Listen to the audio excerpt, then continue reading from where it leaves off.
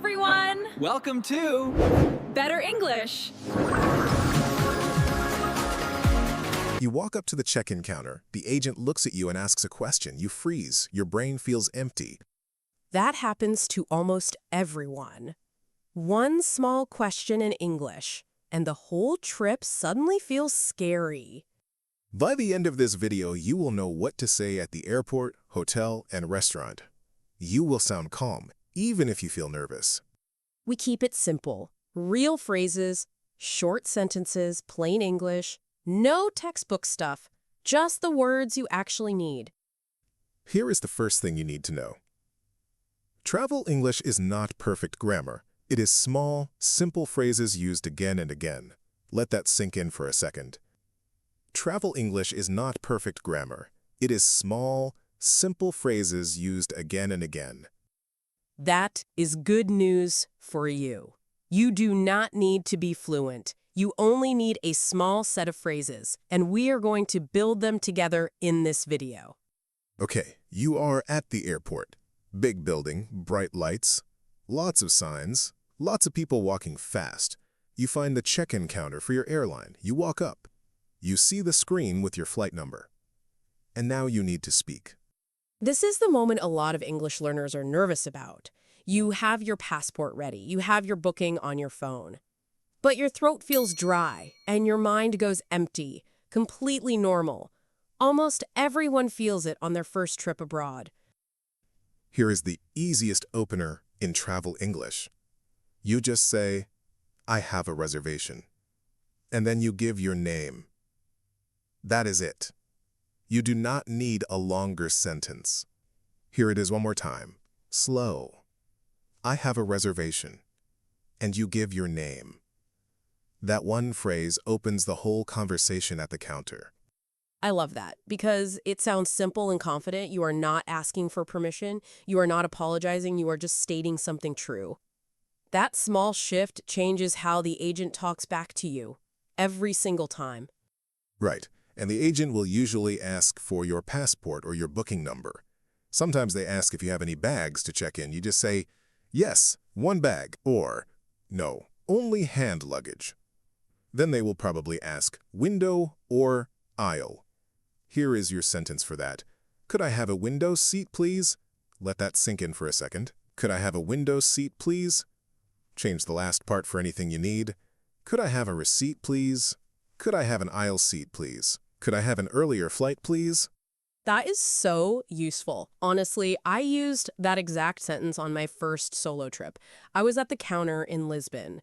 I had practiced a long, polite sentence in my head for weeks.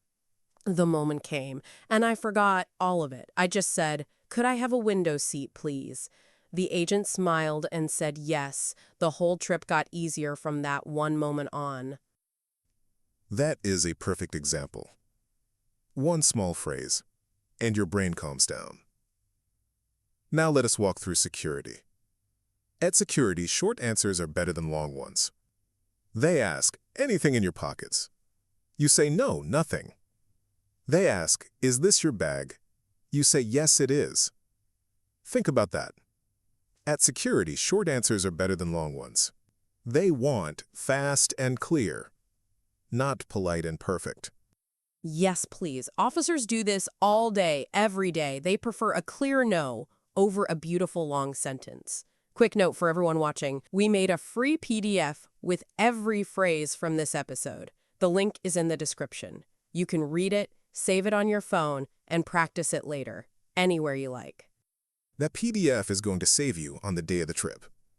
Okay, last few phrases for the airport. If your flight is late, you ask, "Has the flight been delayed?" One more time.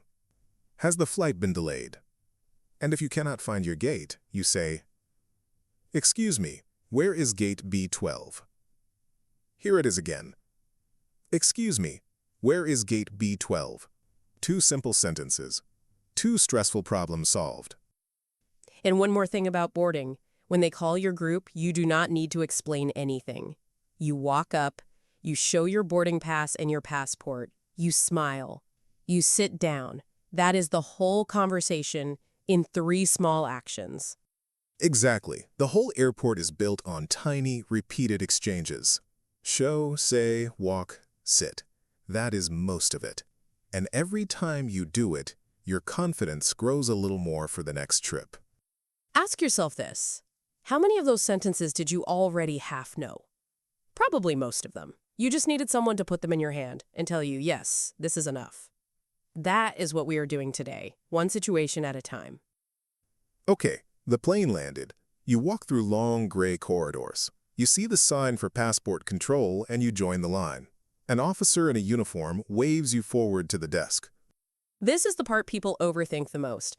The officer looks serious, you feel small, and suddenly you forget every single English class you have ever taken in your life. Honestly, I used to think you had to be very polite and very formal here, like, "Good evening, officer. I am here in your wonderful country for the purpose of tourism for a period of 2 weeks." Long, polite, full sentences. That is what I prepared in my head. Right, a lot of people think that, but actually officers do not want that at all. They have hundreds of travelers in the line behind you. They want short, clear answers. 1 or 2 words is perfect. Anything longer slows the whole line down. Okay, that makes more sense. So here is the first big idea of this part. Most immigration questions only need a one-word answer. Let me say it again. Most immigration questions only need a one-word answer. Tourism, business, 2 weeks, 10 days. That is enough. That is such a relief to hear. So the officer asks, purpose of visit, and you just say, tourism. The officer asks, how long are you staying? And you just say, 10 days. The officer asks, where are you staying? And you say the name of your hotel. Exactly. Now here is the second big one for the border. If they ask, anything to declare, you usually just say, no, nothing, here it is one more time, anything to declare, no, nothing. Short, clear, done. You walk through, and you are officially in the country. Last summer, my friend went to Italy on his first solo trip. He was so nervous at customs, he had prepared a long speech in his head for weeks. The officer just asked, tourism? He said yes. The officer stamped his passport. 3 seconds in total. He told me later, I prepared all of that for 3 seconds. That story is the lesson right there. Short beats long every single time at the border. Now what if your bag does not come out at baggage claim? Here is your phrase. My bag did not arrive. Think about that one. My bag did not arrive. Then you walk to the lost luggage counter, and you say exactly that.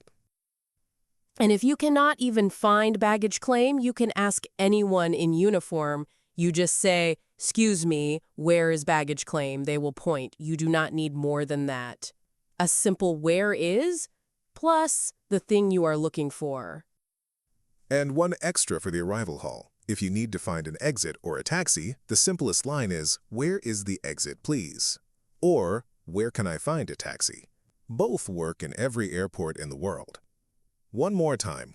Where is the exit, please? Where can I find a taxi? Notice the pattern here. Where is? Where can I find? Could I have? Same shapes, different last words. That is the secret of travel English. You learn 5 shapes, and they unlock 50 real situations on the road. You arrive at the hotel, tired, hot, dragging a suitcase that suddenly feels heavier than it did this morning. The lobby is bright.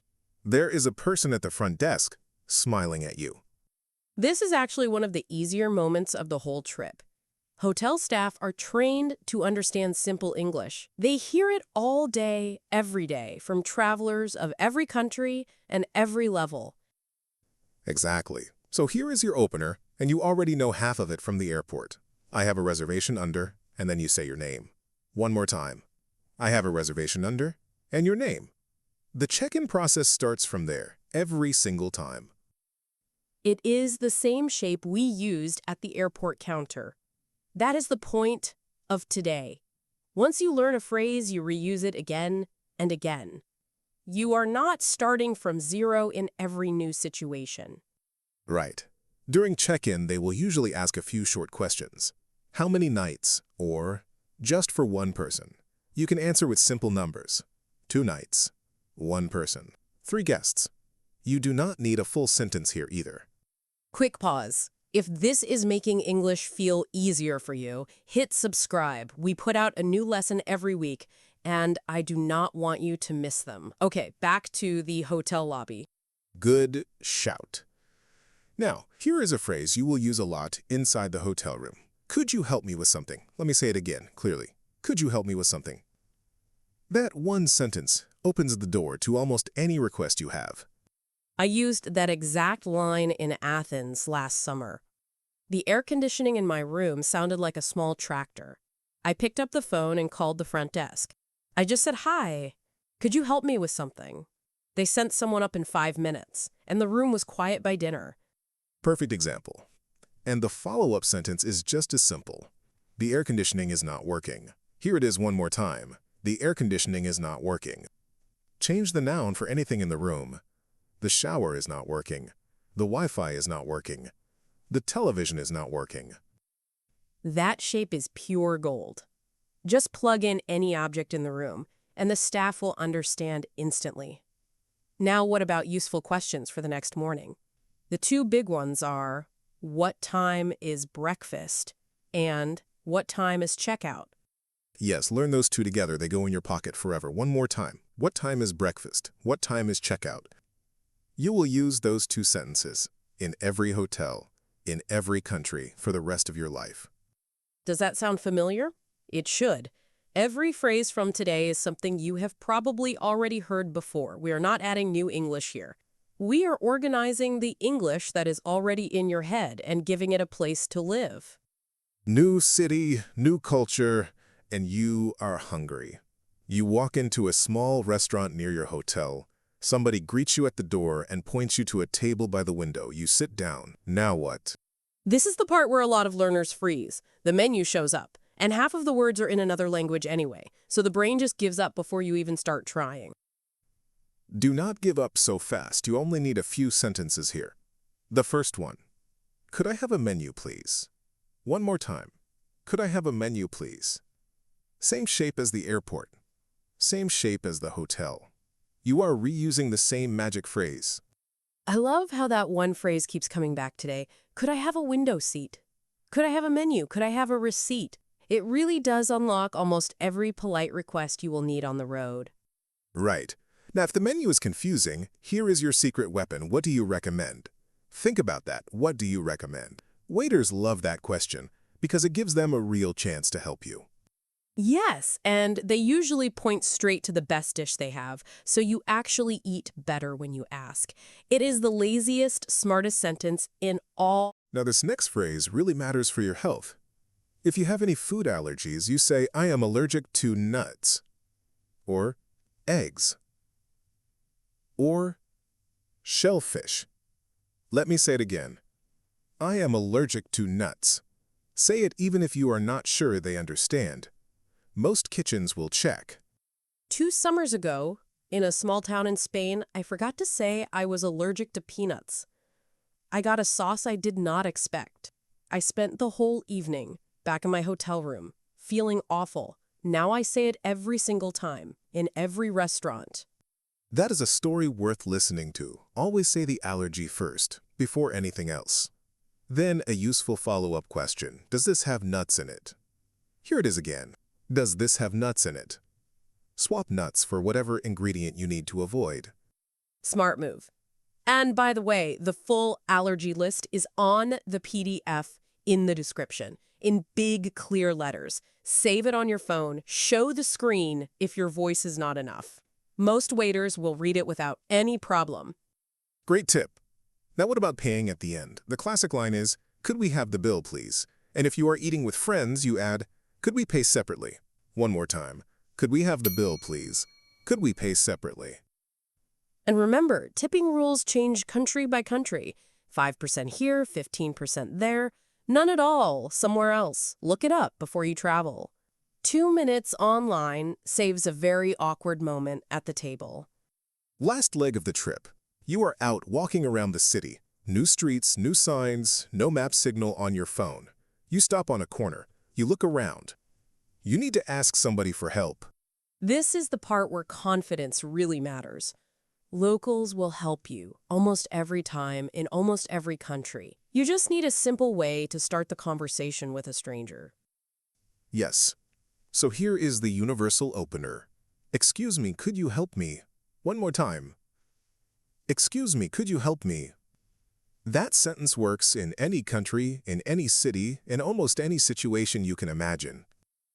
It is polite, it is short, and it gives the other person a moment to switch into English in their head. That little pause is doing real work for you, even if you cannot see it. Right. Now for directions, the easiest shape is, how do I get to the train station? Or the museum? Or the beach? Think about that. How do I get to the train station? Just change the last part to whatever place you need.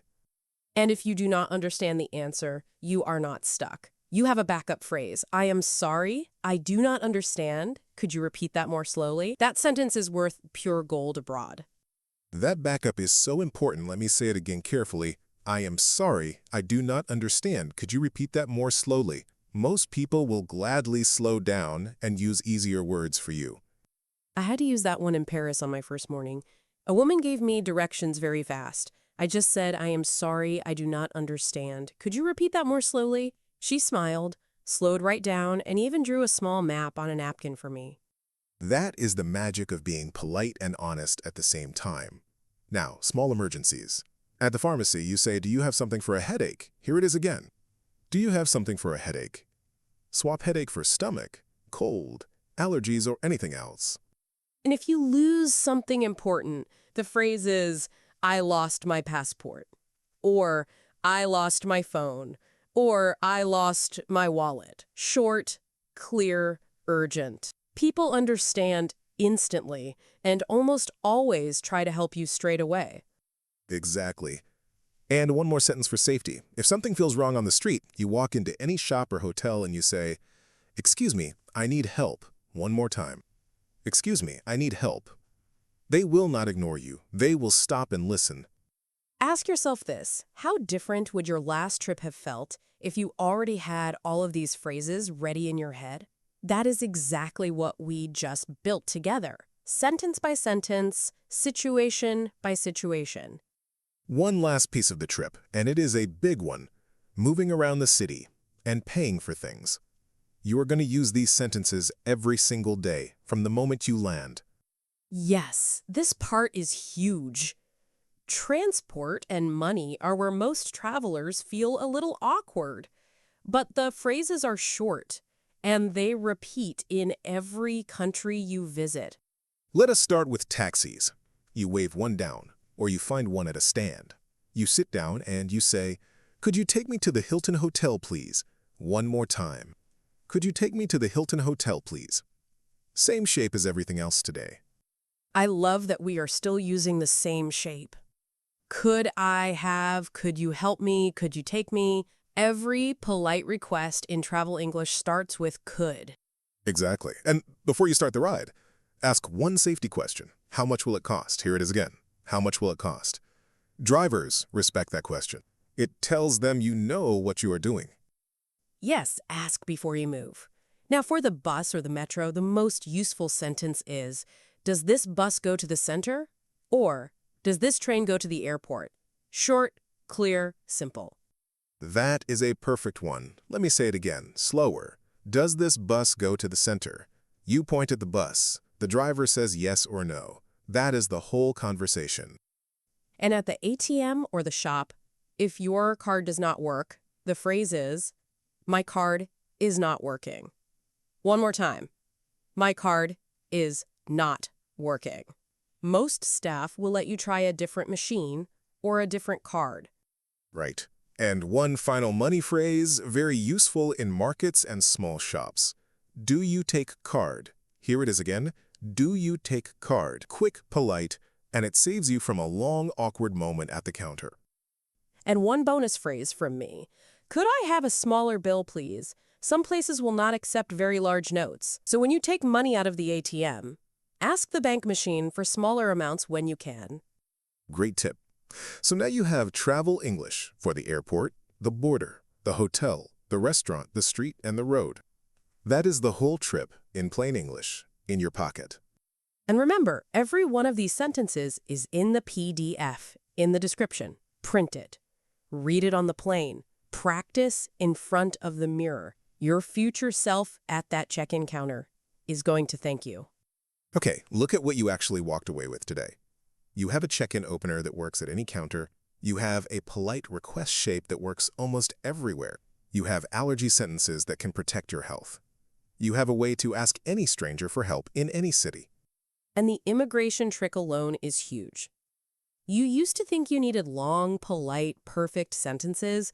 Now you know that one word is often enough at the border. That single idea changes the whole feeling of arriving in a new country. It really does.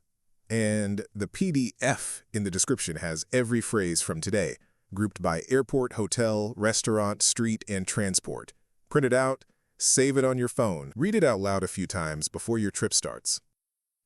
If something clicked for you in this video, type "I got it" in the comments. I read every single one of them, and here is your real-world challenge for today. Tonight, pick 3 phrases from this lesson and say each one out loud 10 times with your real voice. If you made it all the way here, you already speak more travel English than most travelers do on their very first trip abroad. Hit like and hit subscribe so we can keep building this small set of phrases with you, one lesson at a time. Have a great trip wherever you go this summer. Speak slow, speak clear. Trust the phrases you just learned. They are enough. Your English journey does not end here. Watch more videos and keep practicing.